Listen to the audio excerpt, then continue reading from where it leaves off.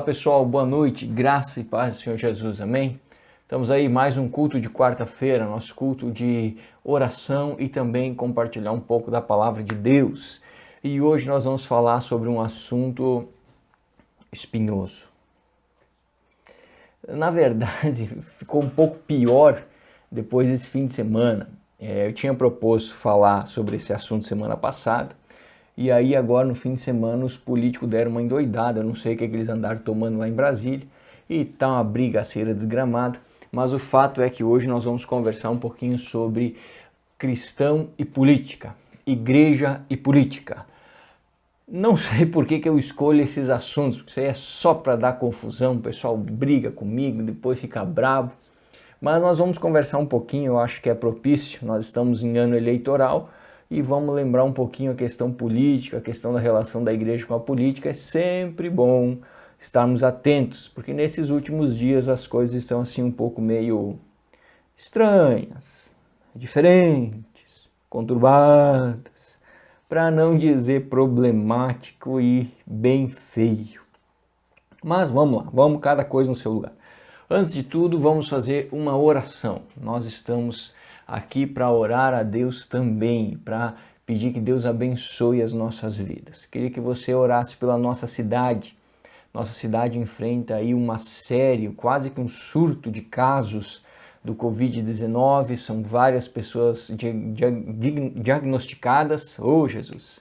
Mas graças a Deus, muito poucas em estado grave, graças a Deus por isso. Então vamos pedir para que essas pessoas possam se recuperar, para que elas não enfrentem aí uma dificuldade de saúde excessiva, né? Que quem já está com o vírus possa se recuperar sem grandes transtornos. E quem não pegou, em nome de Jesus, que o Senhor ainda livre, tá bom? Vamos orar por essas pessoas, pelos seus familiares, pelos médicos e todos aqueles que trabalham ali no hospital. Vamos interceder ao Senhor. Ore também pelos negócios, pelas empresas, pelo trabalho, pelas finanças, porque vivemos também uma crise financeira, então precisamos estar orando nesse sentido. Ore também pela questão política, pela nossa nação, pelos nossos governantes, a Bíblia nos orienta a orar por eles. Vamos clamar a Deus para que Deus ponha sabedoria, põe juízo na cabeça desse povo, pelo amor de Deus, põe um pouco de juízo, para que eles olhem um pouco para o povo e deixem de olhar só para o próprio umbigo. Amém, meus irmãos? E você certamente tem o seu pedido específico de oração. Você coloca diante de Deus agora, porque o Senhor ouve. A Bíblia diz que Deus inclina os seus ouvidos para nos ouvir. Amém? Feche teus olhos, vamos interceder. Deus está ouvindo. Senhor, meu Deus e Pai, eu quero glorificar o Teu nome nesse momento, te agradecer pela oportunidade de poder cultuar ao Senhor, pela oportunidade de poder estar com os meus irmãos em espírito, Senhor, adorando aquele que vive, aquele que é poderoso, que é o Rei da Glória, que é o soberano das nações, aquele que tudo pode, aquele que tem um plano para toda a história do homem e esse plano está se cumprindo em perfeição. Temos o privilégio de orar ao Senhor, nosso Deus, Senhor Jesus Cristo, Salvador dos céus e da terra. Tu és aquele, Senhor, que nos dá a vida eterna, Tu és aquele que guarda a nossa história, Pai, mesmo em meio aos mais terríveis sofrimentos e dificuldades. Oramos a Deus. Oramos nesse momento pela nossa cidade, pelas cidades vizinhas, por toda a nossa região.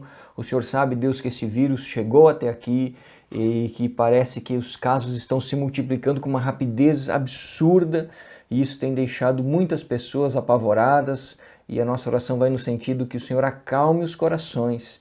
Nós sabemos que o pânico, Deus, ele não ajuda em nada, ao contrário, ele prejudica e faz com que as coisas fiquem piores do que já estão. Acalma o teu povo, Senhor, acalma as pessoas, traz um pouco de paz, um pouco de discernimento, Senhor, principalmente no convívio umas com as outras. Que o Senhor derrame, Deus, a tua providência e pacifique um pouco os ânimos, ó Deus. Oramos, ó Pai, por aqueles que estão internados, por aqueles que têm o diagnóstico positivo dessa enfermidade, que o Senhor possa acompanhá-los com o teu Espírito e que eles sejam restaurados, ó Deus, e curados o mais breve possível, que em nome de Jesus, Senhor, não tenhamos casos graves, que em nome de Jesus, Senhor, não tenhamos óbitos, ó Deus, em nossa cidade, que o Senhor guarde e livre, ó Pai, cada uma das pessoas que está internada, especialmente aqueles que estão na UTI, que o Teu Espírito Santo vá de encontro, que haja cura, restauração, providência do Senhor, ó Pai. Oramos por toda a equipe médica, por toda a equipe do hospital, Senhor, por todas as pessoas que trabalham na saúde, que o Senhor os guarde de uma forma especial, que o Senhor não permita, Deus, que eles venham a contrair esse vírus, ó Pai, em nome de Jesus. Ajuda-os, ó Deus, dá suporte, restaura, Senhor, as forças, restaura o ânimo, fortalece a família, tira todo o medo. Que o Senhor venha abençoar, ó Pai, de forma poderosa, Senhor, esse hospital, toda a equipe de trabalho, os pacientes, ó Deus, de forma geral, que a Tua presença esteja ali, que a Tua graça se derrame sobre aquele lugar. Oramos, ó Deus, por todos os empresários da nossa cidade, da região, por todos os funcionários empregados, pelos autônomos, ó Deus, pedindo que o Senhor traga a Tua bênção, ó Deus, e que faça todo o Teu povo prosperar para a honra e glória do Teu nome, Jesus. Enfrentamos uma crise financeira, enfrentamos dificuldades com as finanças, pessoas perdendo emprego, diminuindo a renda, alguns ficando sem renda. Senhor, em nome de Jesus, não importa, Deus, a crise que haja sobre a terra, os Teus celeiros sempre estão cheios, sempre estão lotados. Derrama da Tua providência, guarda, Senhor, cada empresa. Não permita, Senhor, que as empresas venham fechar as suas portas, venham entrar em falência de forma nenhuma. Que o Senhor faça, Deus, com que o comércio reaja, que as empresas possam reagir, que os trabalhos sejam mantidos, que as pessoas tenham discernimento, trabalhem com segurança, possam levar para casa o pão de cada dia. O Senhor abençoe cada um, ó Deus, de uma forma poderosa, Senhor. Guarda, Senhor, cada um, ó Deus.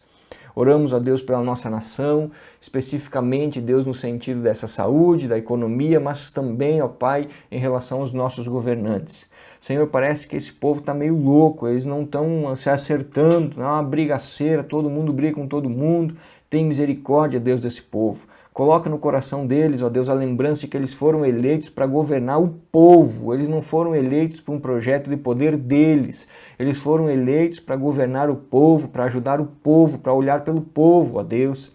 Abençoa, Senhor, os nossos governantes, traz discernimento, ó Pai, traz arrependimento ao coração de cada um deles, ó Deus, dos vereadores, os assessores, ó Deus, os prefeitos, deputados estaduais, nacionais, federais, Senhor, os senadores, presidência, judiciário, tudo, Senhor, que envolve, Deus, o sistema político brasileiro. Nós oramos pedindo que o Senhor traga arrependimento ao coração desse povo, que o Senhor traga, Deus, lembrança de valores que são reais e necessários para a bênção sobre um país, que o Senhor coloque sabedoria, Senhor, sobre a vida de cada um deles, ó Deus, que o Senhor traga sempre verdade à tona, não permita, Senhor, que o erro, que o engano, que a mentira reine, Deus, no meio político de forma nenhuma, ó Pai.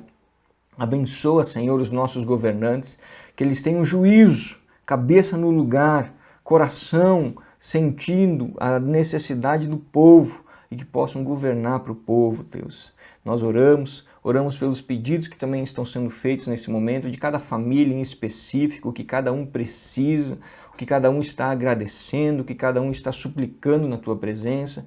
Pedimos as Tuas bênçãos, as Tuas ricas e poderosas bênçãos, a Tua graça, a Tua salvação, que o Teu poder repouse, Senhor, sobre o Teu povo, que possamos ser sal e luz sobre a face dessa terra, instrumentos do Senhor para abençoar os povos, ó Deus. Derrama, Senhor, da Tua presença de uma forma extraordinária nesses dias, ó Deus. Nós sabemos que o Senhor continua operando, nós sabemos que o Senhor continua sendo Deus, nós sabemos que o Senhor não perdeu o controle de absolutamente nada, que Tu és e sempre será o soberano sobre toda a terra. Confiamos em Ti, Jesus, e por isso oramos ao Senhor. Nossa oração é feita em nome de Jesus. Amém e amém. Glória a Deus. Deus te abençoe imensamente, meu irmão. Que a graça do Senhor repouse sobre a sua vida, sobre a sua família, tá? E que você possa descansar em Jesus nesses dias. Em Jesus. No Senhor nós temos repouso e refrigério. Descanse em Deus. Não importa a loucura dos homens, o Senhor continua sendo Deus. E nós descansamos nisso. Amém? Vamos lá. Eu vou até tomar um café que o assunto é espinhoso. Eu quero dividir, irmãos, essa nossa conversa em duas partes. Hoje nós vamos tratar de algumas perguntas. Mais especificamente eu separei 4 aqui, que são perguntas assim muito costumeiras para a gente conversar. E semana que vem eu quero tratar um pouco sobre a relação da igreja com o Estado. Como é que funciona? Isso aqui anda de braço dado, juntinho, igual casal, ou cada um pro seu lado e cuidando dos seus negócios? Vamos ver, semana que vem. Hoje nós vamos nas perguntas. De bate-pronto, deixa eu dizer para você, se você tem alguma pergunta que não foi abordada aqui, deixa nos comentários. Ou manda no meu telefone aí que eu vou fazer o máximo possível para tentar responder. E se eu não souber, nós vamos tentar achar alguém que sabe aí. E se ninguém souber, paciência, né? Ninguém sabe de tudo, né? Então nós vamos lidando aí com o que a gente tem conhecimento e está buscando e o que as pessoas também podem nos ensinar, beleza? Política. O cristão e a política. O cristão e a igreja e a política. Como é que funciona essa relação, meus irmãos? Antes de mais nada, eu acho que é preciso entender um princípio. O que é a política? Muitas pessoas confundem politicagem com política, o que não é. Uma coisa é o que significa política, o que deve ser. Outra coisa é o que as pessoas fazem com a política. São coisas distintas.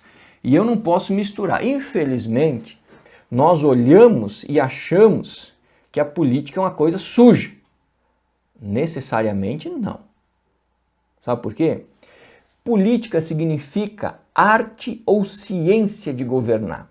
Eu gosto muito dessa palavrinha arte. A arte é alguma coisa bela, alguma coisa que faz bem às pessoas, alguma coisa que traz benefícios às pessoas. Tá? É algo que faz com que a pessoa fique melhor, é algo que faz com que a pessoa se sinta bem. E o significado da política é esse, arte ou ciência de governar. O que quer dizer isso?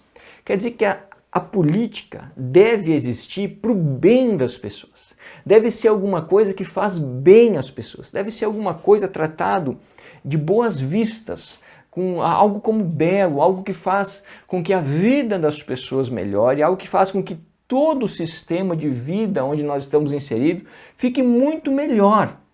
Esse é o princípio, esse é o significado, isso é política. Agora você pensa comigo o seguinte, diz assim, pastor, eu não sei onde é que você buscou esse significado, mas o que a gente vê aí não é isso não. Eu concordo com você. O que nós vemos, na maioria das vezes, e nós não podemos generalizar, porque tem muitas pessoas que fazem a arte da política, mas a grande maioria faz politicagem. O que é politicagem? É usar a política em benefício próprio ou em interesses de conhecidos e parceiros, mas não em favor do povo.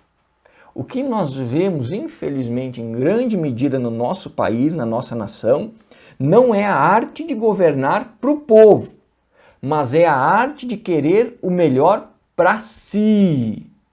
Eu costumo dizer que no Brasil a maioria dos políticos só pensa no povo na época da eleição. Depois, eles nem querem saber do povo. Eles estão preocupados com o mandato deles, eles estão preocupados com os ganhos deles, eles estão preocupados com os colegas, companheiros, amigos e com os partidos deles. Por isso que na maioria dos lugares, não só no Brasil, mas praticamente em todo o mundo, a arte de governar não é tão bonita quanto deveria ser. Aí nós vamos entender o seguinte, o problema é a política? Não, o problema é quem faz a política. A sujeira da política não está na política, está em quem é político, no sentido de fazer politicagem. Resumindo, o problema está nos homens. Os homens são pecadores e por isso tudo que eles pegam não dá certo, dá confusão, tem dificuldade. E na política isso se amplia a um nível muito grande, muito grande. O sistema político brasileiro, reconhecidamente, todos nós sabemos, e eu creio que todos nós concordamos, é um dos mais corruptos do mundo. O pessoal tem a cara de pau de desviar dinheiro de merenda escolar, tirar dinheiro da comida que vai para as escolas. O pessoal tem a cara de pau de pagar 300, 400 vezes mais o preço de alguma coisa para comprar para uma prefeitura, quando, por exemplo, nessa época onde não é preciso licitação, Eu ouvi um sujeito sem vergonha, que comprou um respirador hospitalar, ou pelo menos diz que comprou, numa casa que vende vinho. Ô meu irmão, eu nunca vi um lugar que vende vinho vender material para o hospital. Eu nunca vi um negócio desse. Mas o sistema político brasileiro é sujo, porque as pessoas são sujas, porque as pessoas são pecadoras, porque o povo é pecador. Então a corrupção da política, ela chega em todos os níveis.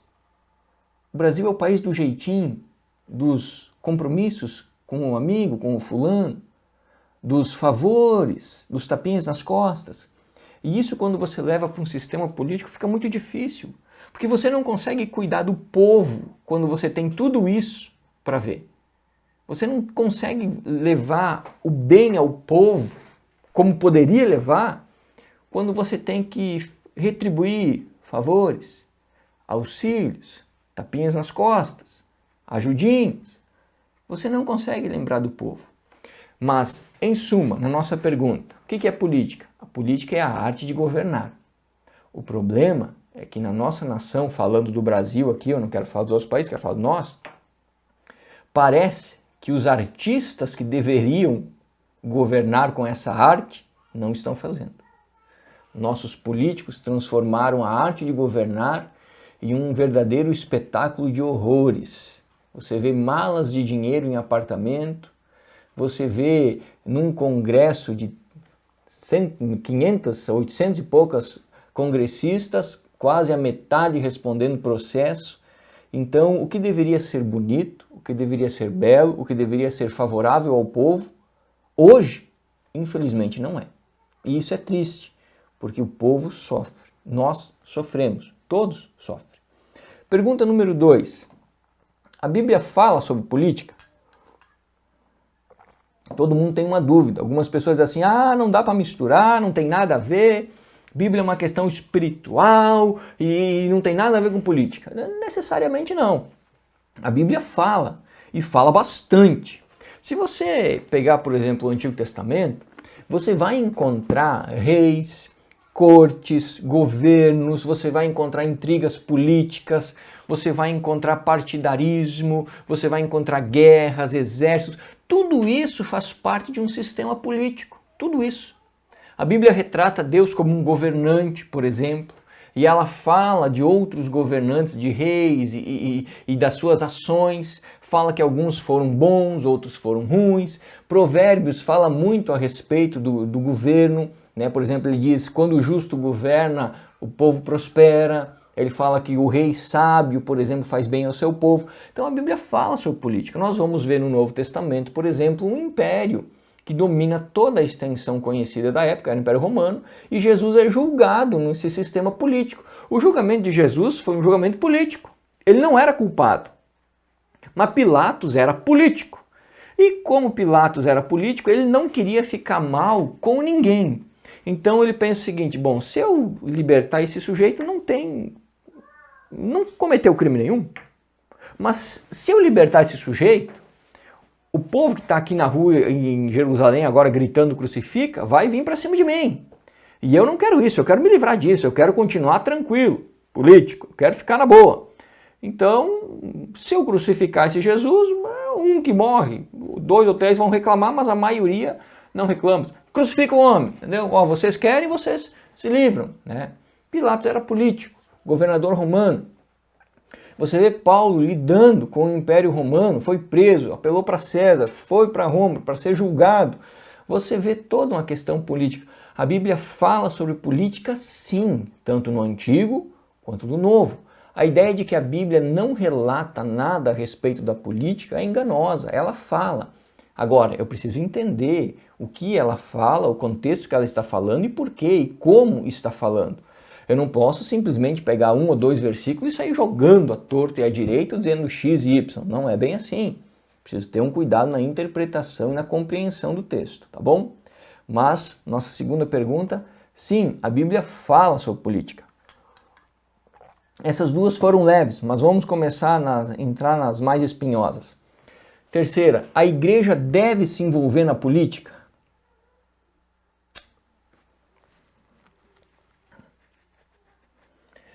E aí, meu irmão? A igreja deve ou não deve se envolver na política? Primeiro, eu quero dizer para você que nós temos que cuidar muito quando nós vamos responder perguntas como essa, porque nós não podemos colocar tudo, a gente diz no interior assim, num balaio só e responder sim ou não. Tem que analisar alguns contextos, não é simplesmente dizer assim, deve. Tá, mas deve como? Até que ponto? Eu também não posso chegar e dizer assim, não deve. Daí o cara diz, tá, mas como não deve? Até que ponto não deve? Não vai fazer nada? Como é que vai... Então a resposta a uma pergunta dessas não é simplesmente sim ou não. Eu tenho que avaliar o que essa pergunta está dizendo. E eu queria responder essa pergunta dividindo ela. Em primeiro lugar, eu preciso separar o que é igreja instituição do que é igreja povo. Como assim, pastor? Vou dar um exemplo. Igreja instituição. Igreja Batista Nacional Bethesda. Na cidade de Concórdia, no bairro de Santo Antônio, na rua Santo Expedito, número 86, CNPJ, e-mail, Isso é instituição igreja. Deixa de ladinho isso. Igreja, povo, pessoa, eu e você. Nós somos igreja. Eu sou igreja, você é igreja. Então eu preciso dividir esses dois pedaços para tentar entender. Em primeiro lugar, eu e você, como igreja, não instituição, eu e você, nós, como igreja, nós devemos nos envolver na política, nós devemos fazer essa questão, isso faz parte de nós como igreja, como cristãos, a questão da política? Sim, faz. Nós devemos nos envolver, tá? Nós precisamos nos envolver com política. Eu sou um cidadão, você também. Você tem seus documentos, você tem seu título de eleitor, eu também. As leis do Estado brasileiro influenciam na minha vida, na minha casa, na minha família, na sua também. Tá? O que os senadores, deputados, presidente, judiciário fazem tem influência direta na minha história. Por isso eu preciso me envolver com política. Na verdade, não tem como eu não me envolver com política. Porque como cidadão, como pessoa, ou eu estou ciente das realidades políticas, participo delas, tenho minha visão pautada na minha instrução, naquilo que eu conheço, naquilo que eu procuro, ou eu sou massa de manobra. Eu não procuro nada, eu não conheço nada, eu não escuto nada, e na hora de votar eu simplesmente voto em qualquer um. Eu estou prejudicando a mim mesmo, a minha família e todos os outros. Tá? Então, a igreja deve se envolver com política no sentido eu e você, que somos igreja. Nós precisamos estar atentos, tá? Nós precisamos estar conhecendo o sistema político, como funciona, quem são os representantes, quais são as leis, quais são os nossos deveres, quais são as nossas obrigações e quais são os nossos direitos políticos. A bem da verdade, eu e você não temos como não nos envolver com política. Ou nós nos envolvemos de uma forma ativa, buscando conhecer, buscando entender, buscando muitas vezes participar, ou nós somos omissos. Mas o fato é que tanto de um lado quanto do outro nós estamos nos envolvendo com política, porque a política faz parte da nossa vida. Ponto 1. Segundo ponto, igreja como instituição. Igreja Batista Nacional Bethesda. Aí a situação muda, aí fica diferente. Por que fica diferente? Primeiro, eu preciso lembrar para que serve a igreja. Qual é a função da igreja? A maior função da igreja é glorificar a Deus. E ela faz isso em dois sentidos. Primeiro, através dos cristãos, que já são convertidos, e depois, através da pregação do evangelho. Tá? Então, nós poderíamos dizer que a igreja glorifica a Deus capacitando os cristãos para entenderem a vontade de Deus, cultos como esse, cultos de ensino, livros, Bíblia, cursos, estamos capacitando os cristãos para entender a vontade de Deus. E num segundo ponto, a igreja serve para evangelizar os que estão fora, aqueles que não conhecem a Cristo, que não tiveram um encontro pessoal com Jesus. De uma forma resumida, nós poderíamos dizer que a função da igreja é essas duas coisas: edificar os crentes e evangelizar aqueles que não conhecem a Cristo. Quando que a gente faz isso? Todo o tempo. o dia todo, todos os cultos, todos os eventos. A função da igreja é essa. Por quê? Porque esses dois pilares trazem glória e honra ao nome de Jesus. E a função primária da igreja é glorificar a Deus. Tendo isso em vista, tá? Entendendo isso, fica muito claro responder a pergunta.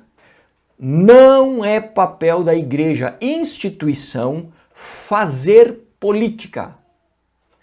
Deixa eu explicar. Você pode dizer assim, não é conversar sobre política. Não, não, não. Não é papel da igreja, instituição, fazer política. O que eu estou querendo dizer com isso? A igreja não deve ter candidato. Por exemplo, chego lá no domingo à noite, eleição para prefeito. Irmãos, eu estou trazendo aqui o fulano de tal, ele é candidato da nossa igreja à prefeitura da cidade. Isso não é papel da igreja. O culto não serve para isso. O culto é para Deus. Nós estamos indo ao culto para oferecer a Deus um culto. O culto não é para mim. O culto não é para a igreja, o culto é para o Senhor. Eu não vou para a igreja para receber, eu vou para a igreja para entregar um culto de louvor.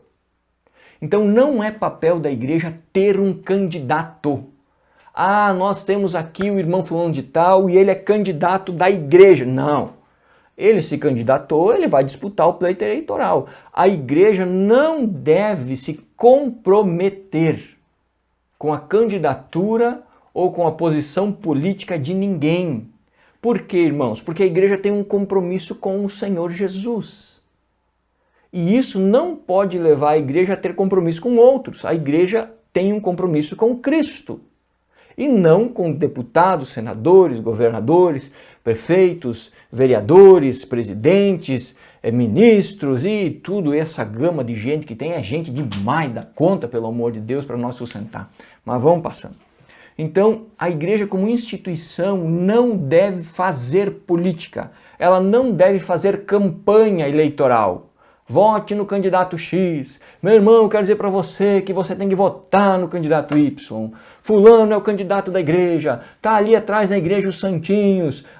Esse é o número do fulano, do Beltrano. Isso não é papel da igreja. Está errado. A igreja tem compromisso com Cristo. O culto serve para glorificar a Deus e não deve ser usado em hipótese nenhuma para assumir compromisso com governador, prefeito, vereador, presidente, e lá que vai com não sei das quantas, tanto cargo que tem por aí.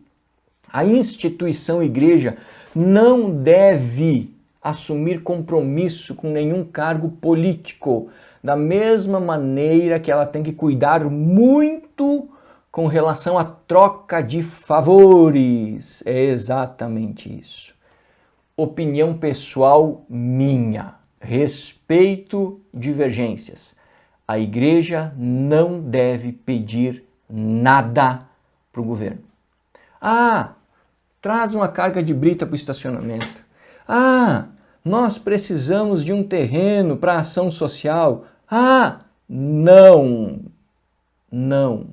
Você pode dizer assim, pastor, mas tem direito. Tem direito, como qualquer outra instituição, de fazer o pedido que quiser. Agora lembra de um princípio muito simples, meu irmão. Não se comprometa com um sistema que é corrupto e sujo. Cuidado. Como instituição, você não deve, igreja, instituição, não deve firmar compromissos ou fazer politicagem. Isso não é função da igreja. Qual que é a função da igreja, então, nessa questão política, a instituição? Orientar os cristãos acerca da palavra de Deus. O que eu estou querendo dizer com isso?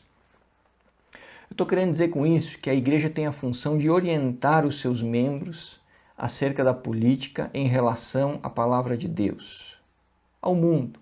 Por exemplo, todo pastor deve estar atento à questão política da sua nação. Há uma lei XXY, não sei das quantas, que quer aprovar o aborto. Qual é a função do pastor? Irmãos, nós vamos falar, o aborto é crime, é errado. Essa lei não está certa, vamos orar para que ela não passe. Se você quer mandar um e-mail para algum deputado pedindo para que ele não vote, mande. Mas vamos orar, essa lei não é justa, ela é contrária à palavra de Deus. O compromisso da instituição igreja com a política é no sentido de zelar, orientar. Eu gosto muito de uma frase do pastor Augusto Nicodemos. Quando ele fala do assunto, ele diz que a igreja deve ser a consciência do Estado. O que é a consciência? É aquilo que fica cutucando. Vai fazer isso aí? Isso aí não, hein? Isso aí tá errado. Olha, isso aí não é muito bom não. Isso aí não condiz com a verdade. Olha, o que você fez lá estava errado. Isso é consciência. A igreja, a instituição, não foi chamada para exercer cargos, para receber políticos, para receber favores, para receber uma atenção maior do que as outras instituições. Isso não é justo, não é certo. A igreja não precisa disso. A instituição, a igreja tem que cuidar. Irmãos, nós estamos vivendo dias onde parece que perdeu-se esse cuidado. A igreja ela está assim envolvida e fazendo compromissos com políticos e está dando um mau testemunho terrível, terrível, terrível. Eu lembro de um fato, por exemplo, quando o agora preso ex-presidente da Câmara Federal, Eduardo Cunha, estava então numa igreja com vários pastores e toda aquela festa, e o pastor dizia assim, nosso deputado, nosso irmão, nosso isso, nosso aquilo, está na cadeia porque roubou o povo, porque foi sem vergonha, foi ladrão, jaguara. E aí, quando saiu toda aquela notícia, bafafá, o que a imprensa faz? Cai em cima da igreja.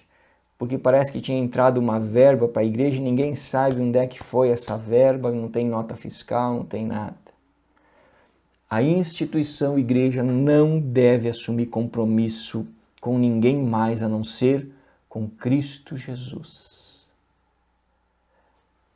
Isso significa que a igreja não deve ter candidato, que a igreja como instituição não deve apoiar candidato X ou Y. Não, as pessoas podem fazê-lo. O pastor pode ter sua preferência, candidato X ou Y. Mas como pastor, na minha visão, ele deve ter muito cuidado com relação àquilo que ele expõe acerca da política. Porque todo pastor, querendo ou não, é uma influência. E será cobrado por Deus por essa influência. Então eu preciso ter muito cuidado. Eu penso que o principal papel da instituição igreja na política seja o de consciência, o de fiscalizar, o de dizer aos governantes, peraí, isso aí está errado, a palavra de Deus não diz isso não. Essas coisas não são certas. Vocês estão esquecendo o povo. Olha, vocês precisam fazer isso. Olha, nós estamos orando por vocês. A instrução e não o envolvimento partidário. Eu vi esses dias uma coisa que eu achei absurda, irmão. Absurda. Um pastor, ao final de um culto, chamou uma igreja relativamente grande, chamou o cartório eleitoral e pediu para os irmãos da igreja que estavam ali, que desejavam, ele não obrigou, de passagem, ele não obrigou, mas ele sugeriu para os irmãos que estavam naquele culto que depois que saísse do culto fossem ali no estacionamento da igreja para se filiarem ao partido X. Irmãos, isso não é função da igreja. Isso não tem nada a ver com a instituição igreja. Deixe os partidos que se partam entre eles. Igreja não é partidária. Igreja não é politiqueira. A igreja é o lugar onde deve se adorar e promover a adoração a Cristo Jesus. Nossos dias são um pouco confusos, porque as pessoas estão misturando a instituição com as pessoas. A instituição não deve fazer política. Se você que é crente quer fazer, você tem toda a liberdade para fazer. Mas a instituição igreja, ela não deve fazer política, porque ela deve se preservar para sempre testemunhar do bom nome de Cristo Jesus. Ela deve orientar e não participar de campanhas. Púlpito não é palanque. Púlpito não é lugar de pedir voto. Púlpito não é lugar de ficar... Eu ia falar uma palavra aqui que é feia, não vou falar. Não é lugar de ficar babando candidato. Púlpito é lugar de palavra de Deus. Palavra de Deus. Vamos seguir. Até porque é o seguinte, voltar. Todas as vezes que a igreja como instituição se meteu a fazer política partidária, deu confusão. É só você lembrar da Igreja Católica. Olha toda a confusão que deu na Idade Média. Por quê? Porque a Igreja Católica deixou de se preocupar mais em ser igreja para governar o mundo. Eles queriam dirigir sobre as leis.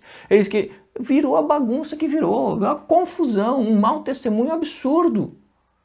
Todas as vezes que uma igreja quer fazer política partidária, dá em mau testemunho.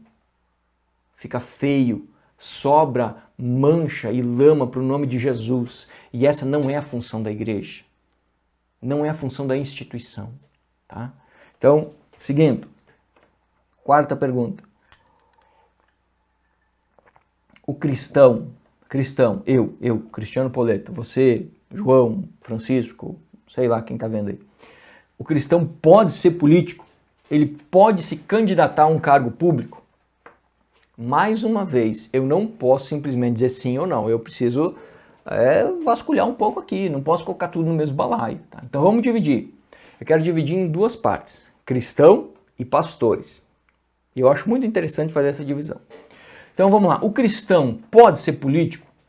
O cristão, não o pastor, o cristão. Pode, com certeza. E quero dizer um negócio aqui para você. E é bom que seja. É bom que seja. Porque esse sistema corrupto e sujo da política precisa de homens que tenham valores pautados na palavra de Deus. Mulheres que tenham princípios pautados na palavra de Deus. O cristão deve se envolver com a política. Ele pode se envolver com a política. E é necessário que ele se envolva. O cristão não pode ser bitolado. Ah, não, isso aí é política, eu não quero nem saber. Eu não assisto campanha, eu não escuto programa de governo de candidato, eu não faço nada. Eu lá no dia da eleição, eu chego lá, aquele que me agrada, o rosto mais bonito, eu voto. Isso não é o papel do cristão. O cristão tem que zelar pela sua nação. Orar para que a sua nação vá bem. Orar e fazer. E agir. Então o cristão deve sim participar da política. Ele deve sim ser político no sentido de estar por dentro das situações, conhecer o que está acontecendo, quais são as propostas, os candidatos, quais são os cargos, quais são as leis que estão sendo aprovadas e por que estão sendo aprovadas, quais são os políticos que estão sendo processados e por que estão sendo processados. Nós precisamos sim. É bom e é saudável e é preciso que o cristão se envolva na política. A Bíblia diz em Provérbios 29, verso 2, que quando o justo governa, o povo se alegra. Quando o justo governa, o povo se alegra. Mas quando o tolo governa, o povo sofre. Então o cristão precisa sim se envolver. Agora, não é todo cristão que deve ser candidato. Eu preciso fazer uma outra divisão aqui. Uma coisa é eu me envolver com política. Eu sei os cargos que vão ser ocupados, quem são os candidatos, as propostas, eu estou atento às leis. Isso é uma questão de cidadão, isso é uma questão primária, básica de toda pessoa. Outra coisa é eu, como cristão, me candidatar a um cargo público. Pastor, não pode? Pode. O cristão pode se candidatar, mas não todos. Não é todo cristão que deve ser candidato a algum cargo público. Você vai dizer assim, mas por quê? Pelo simples fato da vida. Não é todo cristão que deve ser médico, por exemplo. Não é todo cristão que deve ser advogado. Cada um de nós tem dons e talentos que recebeu de Deus para serem usados em uma área específica. Estou querendo dizer com isso o quê? Que política é vocação. Vocação. Se você tem a vocação política, se você foi chamado para a arte de governar e fazer bem ao povo, você deve concorrer a cargo público, porque você foi vocacionado para isso. Deus está te chamando para isso. Deus está te preparando para isso. José, por exemplo, do Egito.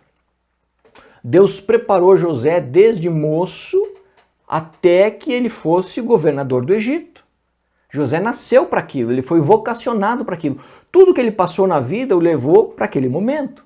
Daniel, por exemplo, Daniel foi vocacionado para aquilo. Deus o preparou a sua vida inteira para que ele fosse governador da Babilônia.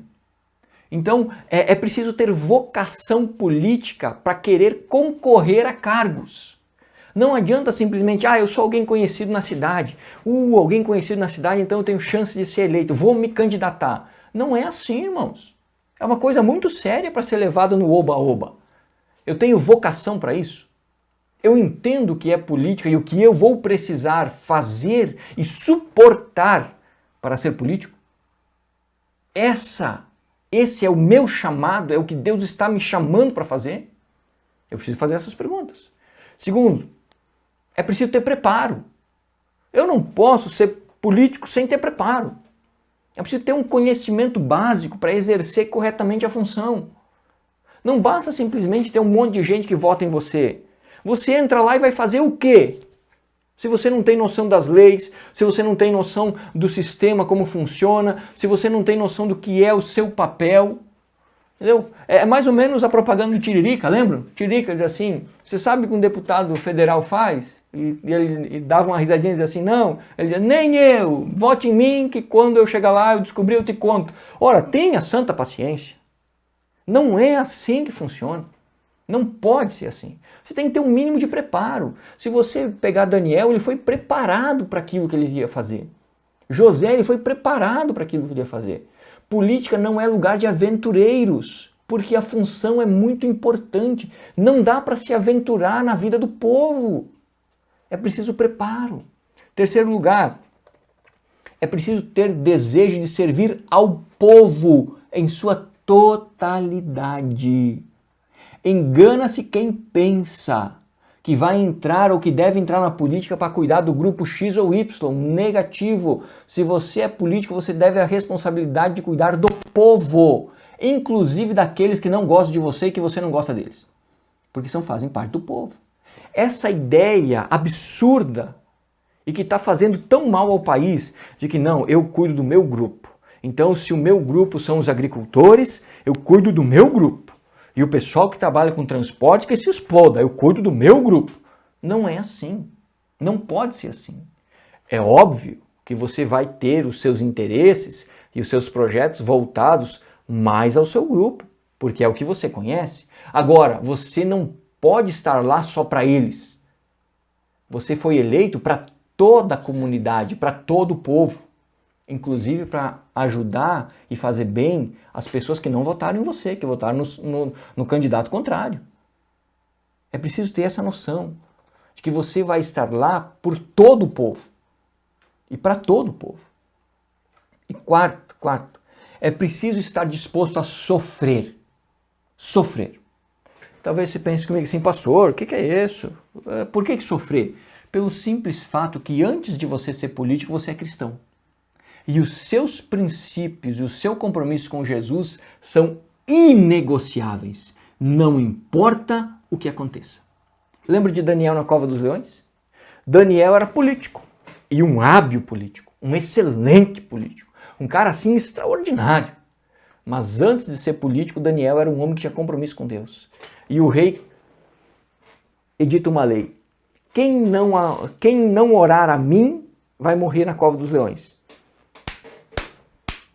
Daniel não está nem aí para essa lei. Por quê? Porque o compromisso dele antes de ser com o rei era com Deus.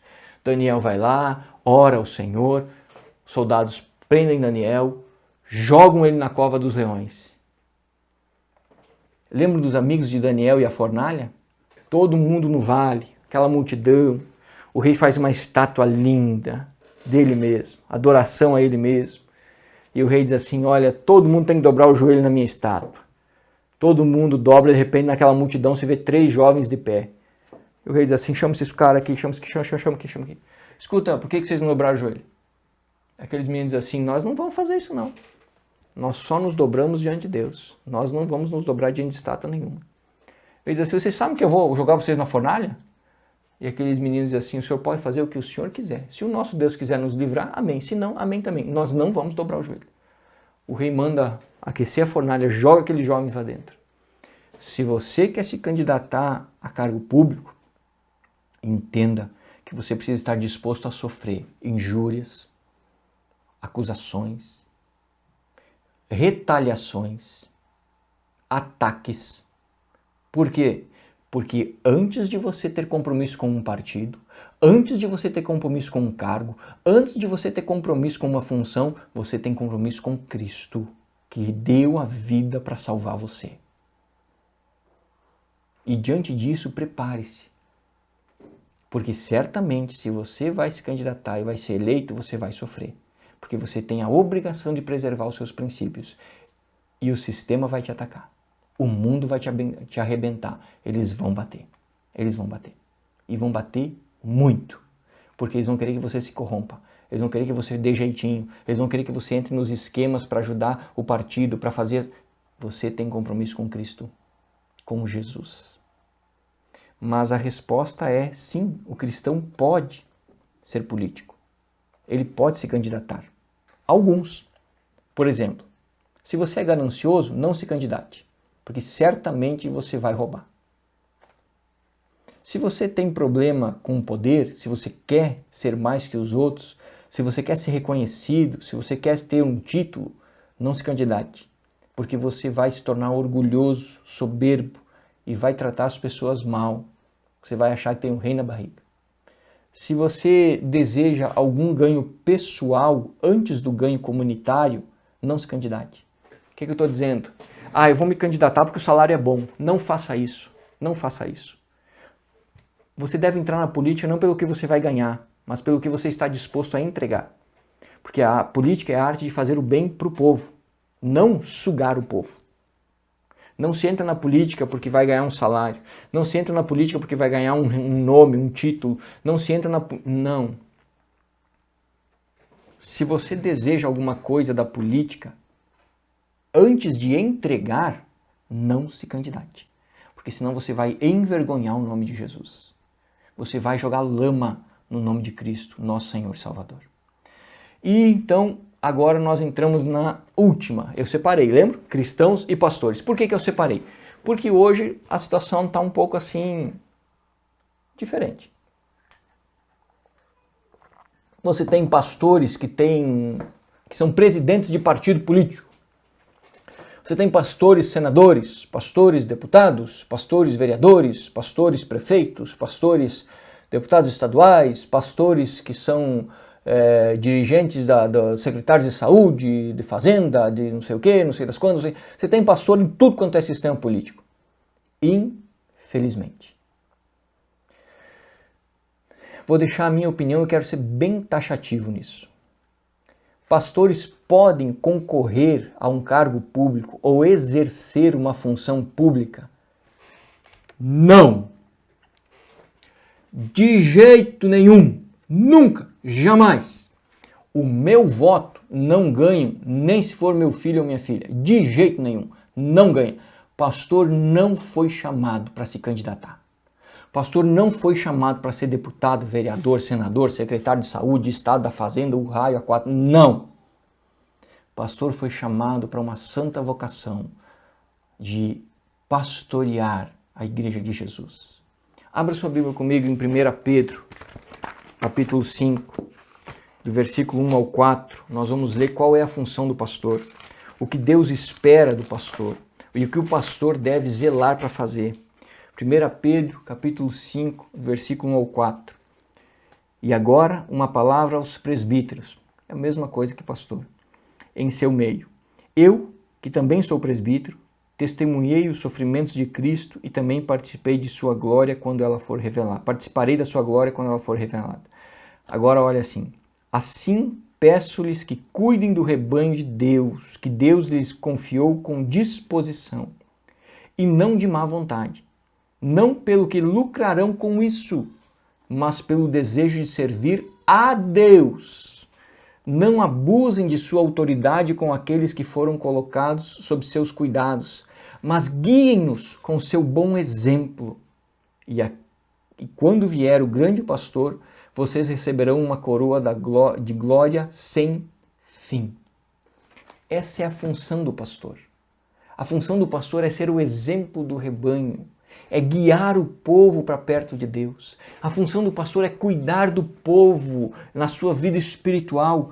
Ele não foi chamado em nenhum momento das Escrituras para ser governador, prefeito, vereador, presidente, senador. Não! Sua função é pastorear a igreja, ser um exemplo para o rebanho. Abra comigo 2 Timóteo, capítulo 2. 2 Timóteo, capítulo 2. Quero ler com você. Versículo do 1 ao 7. Olha o que Paulo diz a Timóteo. Meu filho, seja forte por meio da graça que há em Cristo Jesus. Agora eu quero chamar a sua atenção para o versículo 2. Perceba muito isso. Você me ouviu ensinar verdades confirmadas por muitas testemunhas confiáveis. Agora, ensine-as a pessoas de confiança que possam transmiti-las a outros. Suporte comigo o sofrimento como bom soldado de Cristo Jesus. Nenhum soldado se deixa envolver por assuntos da vida civil, pois se o fizesse, não poderia agradar o oficial que o alistou. O atleta não conquista o prêmio se não seguir as regras. E o lavrador que trabalha arduamente deve ser o primeiro a colher do fruto do seu esforço. Pense no que estou dizendo. O Senhor ajudará a entender todas essas coisas. Pastor, por que o senhor deu Timóteo? Pelo simples fato que nós estudamos em cartas gerais. A carta a Timóteo é uma carta pessoal de Paulo ao seu colaborador. Timóteo era pastor, era presbítero. E na visão de Paulo, Timóteo era aquele que ia assumir o seu lugar como servo de Cristo, como líder da igreja. E olha o que Paulo está dizendo para Timóteo. Paulo está dizendo assim, ensine o que você aprendeu de mim a outros. E ele usa 3 figuras para destacar que Timóteo não deve parar de fazer o que ele está fazendo. E a do soldado é muito significativa, quando ele diz assim, um soldado não se preocupa com as coisas da vida civil, porque ele foi alistado para ser militar. O pastor foi chamado para a sua vocação de pastorear, não para a arte da política. É completamente errado diante das Escrituras, é moralmente errado um pastor se candidatar. E eu quero dizer para você, e talvez o pessoal vai me bater muito, mas eu vou dizer, se você é cristão, não vote em nenhum pastor que se candidate. Nenhum. Nem que seja o seu pastor. Talvez as pessoas possam dizer assim, pastor, mas está sendo exagerado. E se ele pedir licença da igreja enquanto ele está assumindo o cargo público? Irmão, entenda que a função pastoral não é trabalho, é vocação. O pastor não tira a sua capa quando chega em casa e diz assim, agora eu não sou mais pastor, eu estou dentro de casa. Não! Pastorear não é trabalho, é vocação. O que significa isso? Significa que sou eu, está em mim, dentro de mim, entranhado em mim, não tem como separar. Não há como separar. Não há um lugar onde eu seja pastor e outro onde eu não seja. É a minha vocação de vida. Então eu não posso abrir mão da minha santa vocação e sublime vocação para ser um simples político. Que me perdoem os políticos, mas a diferença é muito grande. Por mais que os políticos gostem de poder, gostem de reconhecimento, o título deles nada significa perto de uma vocação para pastorear a igreja de Cristo Jesus. Gosto muito da frase de Spurgeon. Spurgeon foi um pregador excepcional do inglês e ele tem uma frase fantástica. Ele diz assim, quando ele fala para os alunos dele, que ele dava aula, ele diz, meus filhos, se Deus os chamou para o ministério, não se rebaixem a ponto de serem reis em qualquer país. Olha o que ele diz. Ele diz assim, se Deus os chamou para o ministério, não rebaixem o posto de vocês para serem simples políticos. Meu irmão, os pastores estão entrando na política com as intenções erradas. Se você foi chamado para cuidar da igreja, cuide da igreja do Senhor. O argumento que se usa é o seguinte, mas é bom que os pastores estejam lá, eles podem defender a igreja, eles podem zelar pela igreja, eles podem cuidar da igreja. Meu irmão, Deus usou até uma mula para fazer a vontade dele. Deus não precisa que eu, como pastor, tenha o título de vereador para cuidar da igreja. Não. Não. Deus usou um rei ímpio, Ciro, para fazer a vontade dele. Deus não precisa que eu, como pastor, seja rei para fazer a vontade de Deus. Não. Eu fui chamado para pastorear a igreja, para zelar pela igreja. Essa é a minha função. A minha função não é exercer cargo público. Não é ser secretário X ou Y. Não. Porque se eu o fizer, eu estarei deixando a igreja de lado.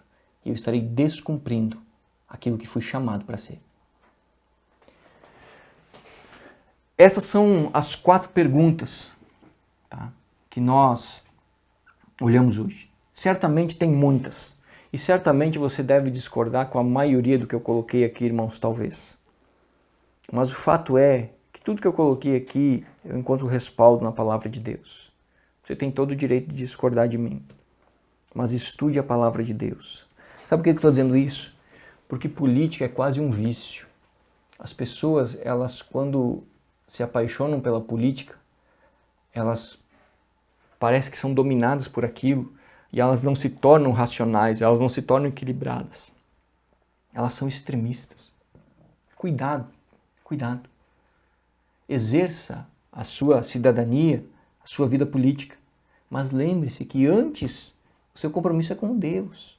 Lembre-se que nesse mundo estamos de passagem, somos peregrinos, como fala a palavra do Senhor. O nosso reino não é daqui. Isso não significa que nós não devemos cuidar daqui. Significa que eu não devo estar enraizado aqui. Se você tem mais algumas perguntas, deixa aí nos comentários. Críticas, pode criticar também. Só não xingue, irmão. Lembre-se que você é crente. Xingar não dá, fica feio, né? Vamos orar? Eu quero orar por você, quero pedir para que Deus abençoe sua vida e abençoe aí os políticos. Especialmente eu queria orar pelos cristãos que estão pensando e orando a Deus se vão ser candidatos nessas próximas eleições ou não. E eu quero orar no sentido que Deus fale o coração deles, que eles tenham a resposta de Deus, que é o que eles precisam. Porque nós que somos cristãos, somos movidos pela direção de Deus, não pelas circunstâncias e não pelos sonhos, mas pela direção de Deus. Vamos orar? Senhor meu Deus, quero te agradecer por esse momento e pedir as tuas preciosas e ricas bênçãos sobre a nossa vida, especialmente, ó Deus, sobre aqueles irmãos em Cristo que estão cogitando a possibilidade de pleitear, ó Deus, um cargo público nessas próximas eleições de vereadores e prefeitos. Que o Senhor, ó Deus, traga discernimento, clareza, Senhor, de uma forma límpida, Senhor, ao coração de cada um deles. Que eles tenham a plena convicção de qual é o teu desejo a respeito dessa situação, ó Deus. Que tu venhas abençoá-los, venha guardá-los, que o Senhor venha estar com eles. E que todo cristão, Senhor, que está envolto em meio à política e que foi chamado pelo Senhor para estar lá, que está cumprindo a tua vocação de estar lá, que o Senhor repouse sobre ele as tuas ricas e poderosas bênçãos. Que o Senhor repouse sobre ele o teu Espírito Santo e o faça ser boca do Senhor em meio a esse sistema, ó Pai. Nós abençoamos e pedimos as tuas bênçãos e declaramos a tua graça sobre a vida deles e sobre a nossa. Oramos em nome de Jesus. Amém. Deus te abençoe, querido. Semana que vem vamos tratar um pouquinho sobre a relação de igreja e Estado. O que é esse negócio de Estado laico? Como é que funciona isso aí? Vamos conversar. Deus te abençoe. Beijo. Valeu. Tchau.